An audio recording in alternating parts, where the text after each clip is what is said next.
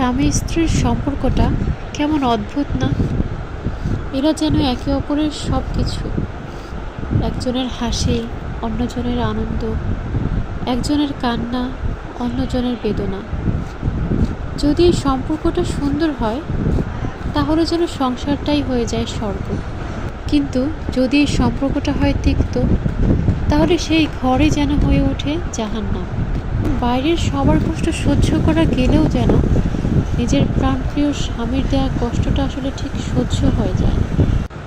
এই বন্ধনটা যদি সুন্দর হয়, যদি পরস্পরের প্রতি শ্রদ্ধা, ভালোবাসা আর সহমর্মিতা থাকে, তাহলে দুনিয়ার সব কষ্টকেও যেন হাসি মুখে জয় করা যায়।